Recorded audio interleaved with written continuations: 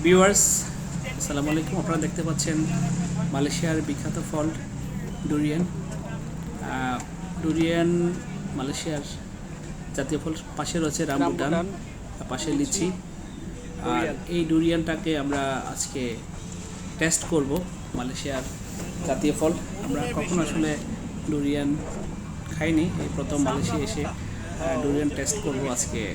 এসে আমার সাথে রয়েছে আমার বন্ধু রোপন, সে মালয়েশিয়া প্রবাসী, সাথে আমার কাজিন সৌরভ সহ আমরা আজকে এই ডুরিয়ানটাকে টেস্ট করার জন্য আসছি দোকানদারের কাছে। তিনি আমাদের জন্য বেছে আমার বন্ধু রোপন সহ বেছে কয়েকটা ডুরিয়ান সে দেখছে। বলো চলো আজকে আমরা একসাথে ডুরিয়ান খাবো। পাশে রামবুটান কিন্তু অনেক মজা, আমি টেস্ট করেছি, বেশ কয়েকবার খেলাম। রামবুটান আমার কাছে ভালোই লেগেছে, লাইক লিচির মতোই, বাংলাদেশের যে লিচি আছে সেই লিচির মতোই এই রামবুটানটা মজা লাগে। আর ডুরিয়ান সেটা আমরা এখন দেখবো। দুটা ডুরিয়ান আমরা খাওয়ার জন্য বিক্রেতার কাছ থেকে নিচ্ছি, সেটা তিনি আমাদের পরিমাপ করে দিবেন। পাশাপাশি আমরা এখানে ওয়েট করছি, বিক্রেতা আমাদেরকে এই ডুরিয়ানগুলো তৈরি করে দিবে, প্রস্তুত করে দিবে। আর মালয়েশিয়াতে দেখতে পাচ্ছেন এখানে অনেকগুলো ছোট তারা ফাস্টফুডের দোকান। তারা অনেকটা এই স্ট্রিট ফুডের উপর নির্ভরশীল বলা চলে। তাদের এই স্ট্রিট ফুডগুলো অনেক পরিষ্কার পরিচ্ছন্ন এবং অনেক সুস্বাদুও বটে। একজন বিক্রেতা সে আমাকে দেখে হাই বলে সে আবার তার কাজ করতে ভিতরে চলে গেল। আমরা দেখানোর চেষ্টা করছি হাংটুয়ার ক্যানাঙ্গা পয়েন্ট ঠিক সামনে এই বিক্রেতা ভাই, তিনি ইন্ডিয়ান, কলকাতার বাঙালি। তিনিও ভালো বাংলা বলেন, দীর্ঘদিন ধরে এখানে তিনি এই ব্যবসা করে আসছেন। আমাদেরকে জানালো তার বাড়ি কলকাতায়, পশ্চিম হুগলি জেলায় নাকি তার কলকাতায় বাড়ি। আমরা আসলে তার এই ডুরিয়ান যে প্রস্তুত করছে সেগুলো আমরা দেখলাম এতক্ষণ।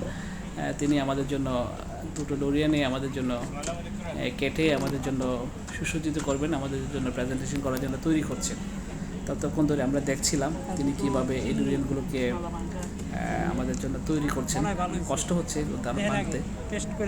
আমাদেরকে দিল, দেওয়ার পরে আমি একটা পিস নিলাম। এক পিস নেওয়ার পরে এটার একটু টেস্ট করার চেষ্টা করছি। আসলে এই ডুরিয়ানটা প্রথম যখন আমরা খাচ্ছি, খাওয়ার যে অভিজ্ঞতা সেটা একটু আপনাদের সাথে শেয়ার করতে পারি, কারণ এই প্রথম যেটা একটা জিনিস আমরা টেস্ট করতে যাচ্ছি, খাচ্ছি, কেমন একটা ফিলিংস। এটা কী বলবো, এটার ফিলিংসটা আসলে ওভাবে বলতে পারবো না। ঠিক এটার আছে, মোটামুটি স্বাদ আছে। আর একটু এটার গন্ধটা, স্মেলটা আমরা ইউজড টু না, কেমন জানি অন্যরকম একটা স্মেল। তারপরেও আমি চেষ্টা করছিলাম, এজ ইউজুয়াল মালয়েশিয়ানরা যেভাবে খায় সেভাবে আমিও চেষ্টা করছি খাওয়ার জন্য। মালয়েশিয়ান ওরা বিক্রেতা আমাকে কেটে দিচ্ছে একটা পুরা ডুরিয়ান একটা পিস, আমি সেখান থেকে নিয়ে খাওয়ার চেষ্টা করছি।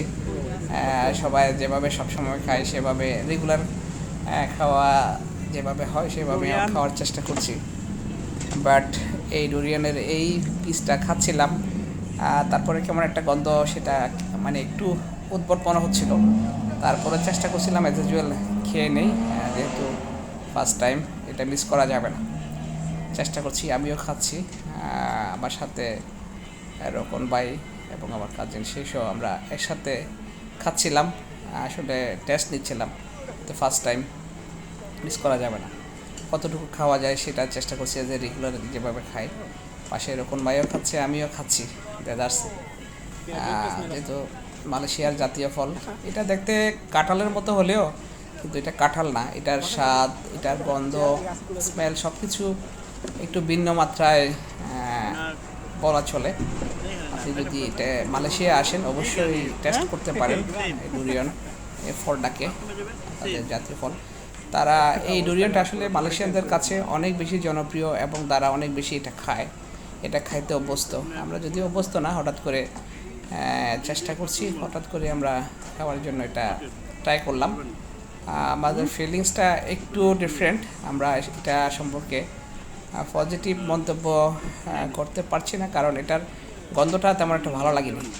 হ্যাঁ, হয়তোবা যারা রেগুলার খান তাদের জন্য এটা কিছুই না, বাট আমরা যারা নতুন এসে মালয়েশিয়া এসে আমরা যারা খাচ্ছি, বা মালয়েশিয়ায় অনেকবার এসেছি, বাট কিন্তু এইবার প্রথম এই জিনিসটা আমি ট্রাই করেছিলাম। বাট এটার গন্ধটা একটু একটু কেমন জানি, ডুরিয়ানের ফল স্বাদ নিলাম, বাট আমি আর খাইতে পারছিলাম না। বলে ভাই আপনি খান, বাট ওরা আর খাইতে পারছে না। সমস্যা হচ্ছে রকম ভাই সে প্রতিদিন নাকি ডুরিয়ান খায়, তাই আমি চেষ্টা করছি আর একটু খাই, আর একটু খাওয়ার পরে খাওয়া যায় কিনা দেখি। তাদেরকে সাচ্ছি, বাট তারাও নিচ্ছে না, বলে খান আপনি খান।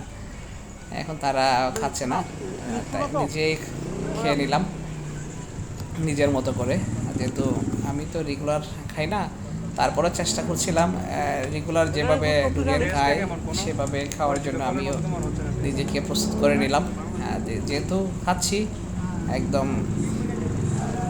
দেখে স্বাদ, আর যতটুকু স্বাদ নেওয়া যায় ততটুকু নিয়ে খাচ্ছিলাম, আর এটার ডুরিয়ানের যে স্বাদ সেটা উপভোগ করছিলাম। সত্যি অন্যরকম একটা ফিলিংস, যদিও নতুন জিনিস আমাদের জন্য। খাচ্ছিলাম, কেমন জানি একটু ফিলিংসটা, গন্ধটা একটু কেমন জানি লাগছিল যখন খাচ্ছিলাম, তখন আসলে গন্ধটা একটু অন্যরকম।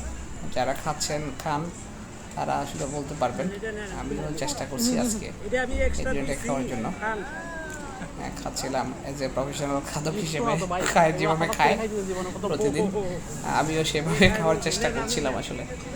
এখন যেহেতু খাচ্ছি, এটাকে সর্বোচ্চ টেস্টটা নেওয়ার চেষ্টা করছি। খাওয়ার পরে কেমন জানি আমার ফিলিংস দেখলে তো আপনারা বুঝতে পারছেন এটার স্বাদ কি।